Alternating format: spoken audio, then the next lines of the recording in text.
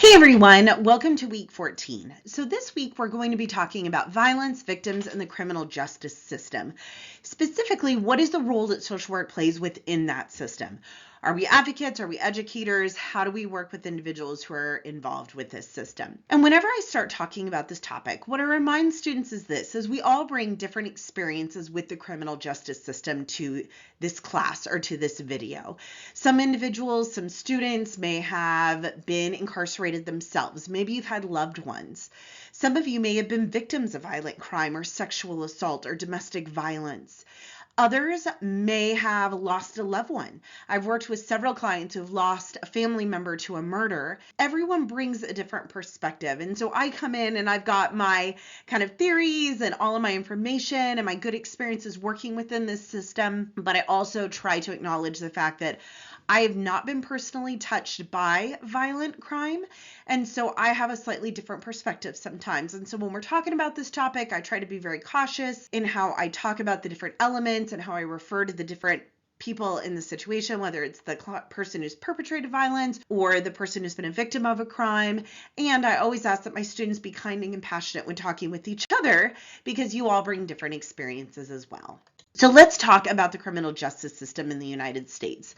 So when you look at the statistics and the numbers, the United States has both the largest population, the largest number of incarcerated individuals in the world, and we also have the highest proportion of incarcerated individuals in the world.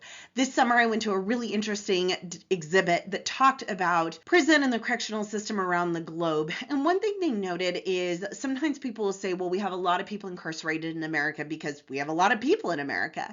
But what you find is when you look at countries that are even bigger than we are, for example, China or India, they do not have as large of an incarcerated number of people as we do.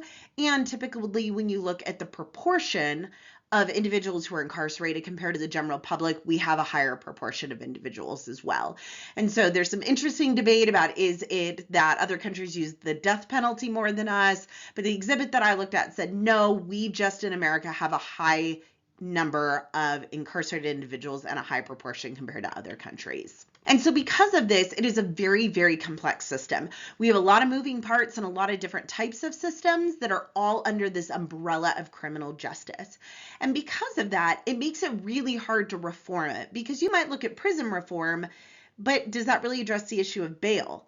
If you look at bail reform, does that really address the issue of things like housing for individuals who are transitioning out of incarceration? It also means that we've been taking a lot of looks at things like the racial disparities and things like sentencing, incarceration. You may have heard the idea of the school to prison pipeline that a lot of individuals talk about within the Black community. There's also a growing understanding of the role of trauma. And so a lot of the clients who are in incarcerated situations are involved in the criminal justice system do have high rates of childhood trauma. They also might be involved in situations or activities like being in a gang or being involved in burglaries or substance use that also lead to traumatic events.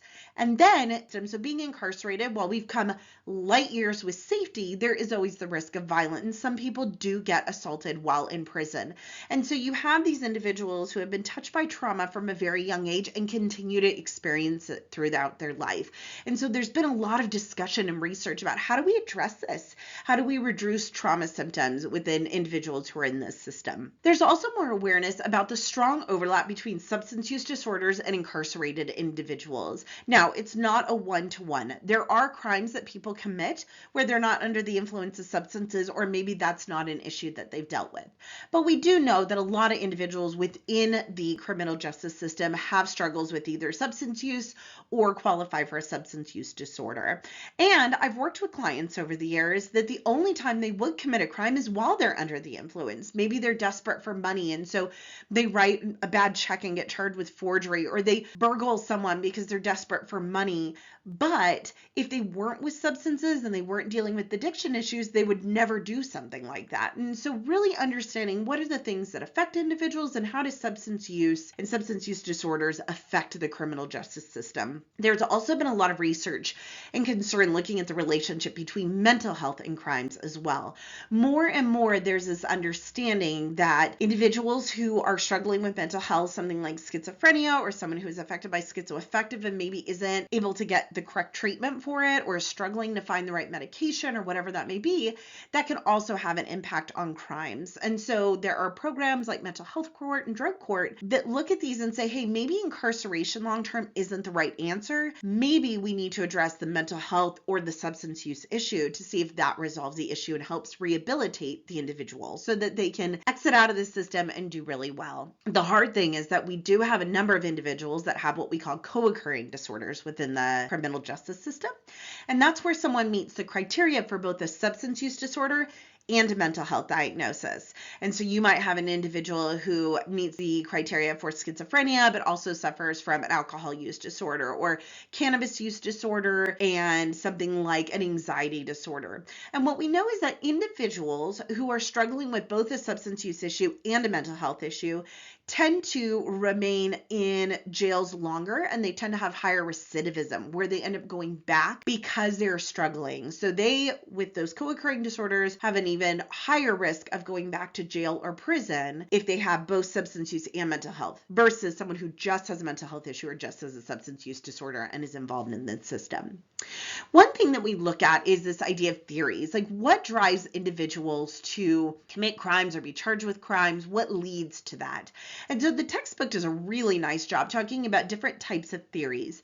And it breaks the theories into two kind of categories. One is this idea of individualistic theories that views the individual as someone who must be punished. It's their choice to commit a crime.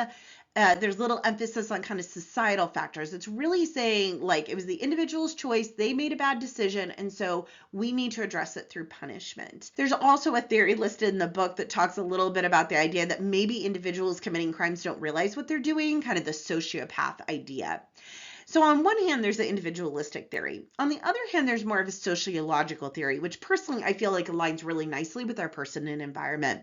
And what it says is that individuals, yes, are absolutely accountable for the decisions they make, but we also have to have a deep and strong understanding of the effect of structural problems like poverty and racism and inequality on individuals. It's not as simple as saying, Joe made a decision, Joe should go to prison. There's other things at play. What if Joe has a long history of being in the foster care system, being a runaway? What if he struggled with substance use because he was sexually abused as a child and he's trying to numb that? What if he's been involved in domestic violence? All these different factors. What if he's from a community where oppression and poverty are rife? And so it's really hard for him to kind of crawl out of that. And so sociological theories really look at this balance between individual choice, but also all of the societal issues that can affect it. And so the book does a nice job of highlighting that. One thing to look at when we're thinking about racial disparities, I have a graph here on the side. And so a lot of times my students will say, Hilary, I don't really want to take statistics, but it's important to understand this. You might look at a prison population and you might say, well, look, there's not a ton of, Black men in this prison, but when you look at the proportions and the rate of the general population, suddenly those numbers shift and change a little bit. It's not just run numbers. It's really looking at for every 100,000 Black men in America, 4,800 were inmates compared to only 727 white males. And so understanding statistics and being able to look at this disproportionate rate of individuals from minoritized groups in the prison system is really important. So social workers have been involved in the criminal justice system for over 100 years. Sometimes we act like we're like a newer addition, but really the idea of social work being involved in this system is one that's been around for a century. And we often work in different areas at multiple levels. You have the jails and the prisons. And as a newer social worker, I didn't always understand the difference between the two, but there is a difference. Jails are often things where someone's arrested and they might be held there until they come up to their trial. They might be held there for a night and then bailed out, but have to come back for their trial later. Sometimes people can serve longer jail sentences depending on the type of crime they have. Prisons tend to be longer term, and that might be when someone has been arrested, convicted, been found guilty, and they've been sentenced to, let's say, 5 years to be incarcerated, and they would go to a prison for that. And again, that's an oversimplification because sometimes people can do riders, there's different types of programs, But there are jails and there are prisons typically in our country. And social workers typically work in both. We're able to help support clients in both of those systems. A lot of social workers also do things in the community corrections or reintegration part.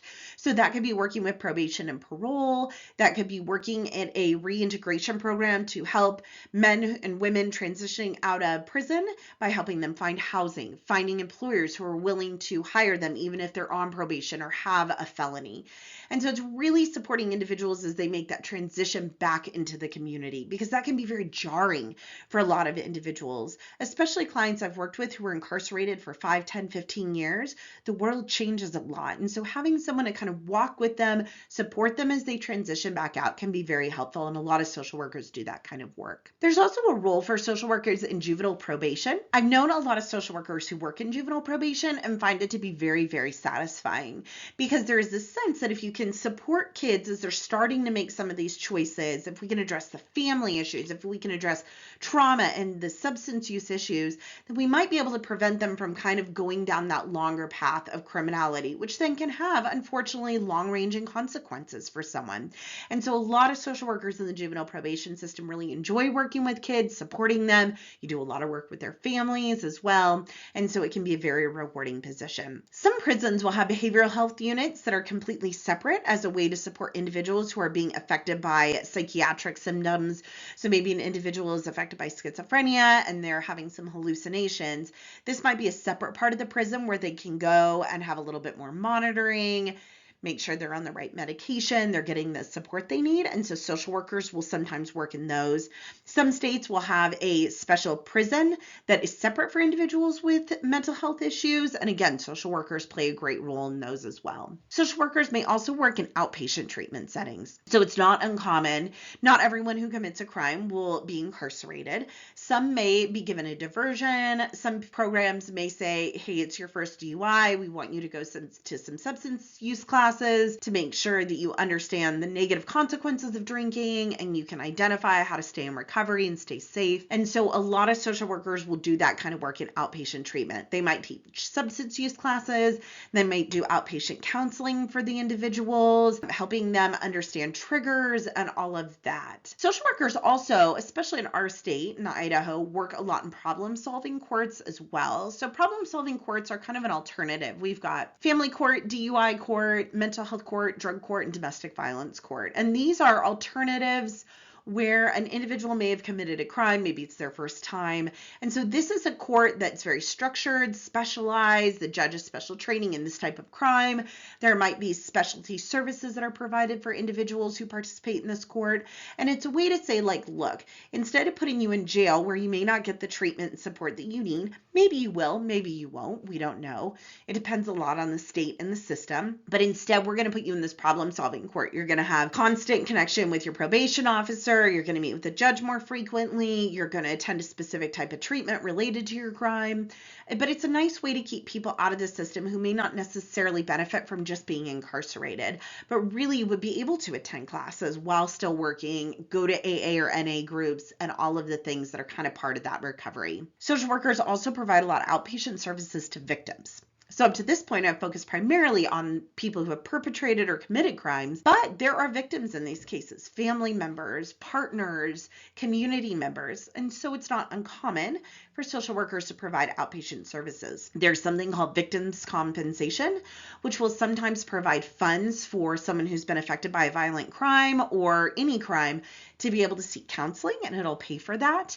And so it's not uncommon for social workers to work with victims of crime or to work at like domestic violence agencies, which dovetails us into the next one, where they are working, like here we've got the Nampa Family Justice Center, which is amazing, the WCA, Women and Children's Alliance, and a lot of times social workers help run groups. They work with individuals who are going to court, who want to file a protection order, and so social workers really do a good job helping work with the victims. Also, on the other side of domestic violence, there are things called offender intervention programs where you work with an individual, let's say for 6 months or a year, together, and it's an intensive program where they get treatment and support as they learn to kind of undo all those patterns of domestic violence. Many of them have learned these behaviors from being children and growing up in homes with violence. And so being able to help them better understand relationships is important. And a lot of times social workers or counselors will teach those types of programs as well. A few more areas. Social workers will work in forensic social work. It's not uncommon for social workers to do things like interview children who have been sexually abused. That's a complicated thing. So there are specially trained forensic social workers who know how to do those interviews in a way that will hold up in court, that honors the individual who has been assaulted, but gets the information they need in a way that doesn't guide them or lead to that kind of pleasing of, oh, I'm going to say what the social worker wants to hear. Social workers might also do things like domestic violence evaluations, mental health evaluations, those kinds of things. Finally, there's been a movement towards law enforcement, including social workers. Lots of different ways. Some departments have talked about having social workers maybe go out on low risk calls where they think it's a mental health issue only. Some departments will have a social worker literally go out with law enforcement and hopefully work and support individuals in that situation as well. And then some departments will have law enforcement go out, but then social workers will work as well to be able to provide resources and support to the family after the incident. So really there's this movement. A lot of cities now are trying to find better ways to integrate social work as a way to support law enforcement and support the individuals that are being affected by either crimes or being affected by things like homelessness and poverty. And then finally, we advocate. There's been a lot of work to do at the macro level. We'll talk about it in a few minutes, but advocacy is absolutely something social workers are doing. They're doing research, they're writing, they're doing policy advocacy to make sure that we are supporting individuals involved in this system. So social workers play a role in advocacy on a micro and a macro level. So now when we think about a micro level, we use the planned change process, which is engagement, assessment, intervention, and evaluation. So thinking about this working in a criminal justice setting, you might engage with the client. You're going to introduce yourself, talk about what your role is, get to know them, build that rapport and connection. You're going to assess their needs. What are the things that they need? So if they're in an outpatient setting or reintegration program, they might need things like a list of local AA meetings. They might need bus passes to be able to get to their probation officer's office each month so they can see them. They might need help finding a job. They might need help connecting with Department of Labor or vocational rehab. And so you're really helping understand what are their needs. Do they need to learn coping skills? Do they want to learn how to engage with their family in a more healthy way? Then often social workers create some sort of a service plan, a goal. They create goals and objectives and tasks that the individual who is incarcerated or reintegrating in, whatever their role may be, that they can do. Social workers will connect that individual with services or resources. They might connect them with the housing list. They might connect them with bus passes. They might provide them with a list of housing resources and say, hey, let's go through and call the halfway houses together. They're going to advocate for their client. So you might help facilitate getting into housing. You might facilitate them meeting with probation, whatever that may be. And then finally, that evaluation step. Not only are we evaluating the progress of the client themselves, but also the service effectiveness. Individuals in the criminal justice system are vulnerable too. And so we really have to make sure that the modalities or approaches, the interventions, the things that we're doing with them are effective and actually helping. At a meso practice level, so kind of that medium, social workers do a lot of work as well. They might do group therapy, whether that's groups within the prison, groups in the jail. They might do group therapy in an outpatient setting as well. So if you have a lot of individuals who are transitioning back into kind of their community, you might have a group where you meet with all of them, men or women, and they talk about their challenges. You might do some group education as well. Things like how to identify triggers, the effects of domestic violence on family members. What is substance use and what does it look like and what are the symptoms of it? What does mental health self-care look like? All of these different things are things that you might educate individuals about in a group setting. Social workers will also often work with families as well, especially if you're working in the juvenile probation system, because you're really wanting to help stabilize. Individuals will often say, oh my goodness, I've learned all this great stuff while I was incarcerated, but then I go home and everybody's doing the same thing they've always done. And so helping with family support, helping with the family, understand the process, the legal process in general, all of those things we can help with. And then finally, educating correctional personnel and the community. I've been so blessed to be able to do consulting work with prisons. And what I find is that correctional officers are awesome and often bring a lot of knowledge and understanding that's different than the knowledge and understanding I might have. And so being able to work with the CO who says, look, this person is doing this, this, and this out on the unit, and being able to listen and hear, okay, so those are some good things we can work on in counseling, and then say, hey, from a mental health perspective, it's very common for individuals experiencing trauma to act in this way. Could it be something like that as well? So being able to connect, share information, educate each other and the community about criminal justice issues is an important part of what we do as well. Finally, looking at a macro practice level, I love the grand challenges for social work. They were initiated by the American Academy of Social Work and Social Welfare. The grand challenges are a series of tasks or goals used to champion social progress powered by science. And so they have 3 different categories. One is goals related to individual and family well-being, ensuring healthy development for youth, closing the health gap, building healthy relationships to end violence, advancing long and productive lives. Stronger social fabric goals include eradicating social isolation, ending homelessness, creating social responses to a changing environment, and harnessing technology for social good. And then finally, there's an emphasis on goals related to the creation of a just society. Things like eliminating racism, achieving equal opportunity and justice, promoting smart decarceration, building financial capabilities and assets for all, and reducing extreme economic inequality. And so one of the goals is smart decarceration. And one of the issues is that criminal justice is extremely fragmented. Sometimes systems communicate well, but sometimes they don't. Sometimes outpatient clinics aren't able to communicate with probation like they need to, or the probation officer knows what happens in court, but they don't have the time because they're swamped to then alert the person providing substance use treatment. And so you get kind of this fragmented system that sometimes our clients get very overwhelmed in. And it can result in things like wasteful spending, economic and human costs. One of the goals that social workers have focused on is creating a more streamlined, equitable, and effective approach to safety. And so there's 3 kind of primary goals within that. Substantially reducing the number of people incarcerated in jails and prisons, redressing racial, economic, and behavioral health disparities among people who are incarcerated, and maximizing public safety and personal and community well-being. There have been crimes committed, and sometimes horrific crimes against individuals, and so we do also have to think about the larger public safety as well, but not at the expense of the individual. We're really focusing on how do we reduce some of these disparities? How do we work towards positive rehabilitation? How do we reallocate resources that might be going towards incarceration towards things like housing or outpatient treatment programs? And so it's really understanding how do we meet these goals in a way that honors our principles of integrity and dignity and worth of the person and protection of life for our communities and the individuals in the criminal justice system. So as we move forward, thinking this week, would you rather help individuals who are incarcerated at a micro or meso level or a macro policy level, and why? What area would you focus on to address issues related to criminal justice? Would you focus on laws? Would you focus on practices related to substance use treatment? What about law enforcement? What about things like domestic violence? Should it be started in the educational system at a young age? So what area would you focus on to address these issues?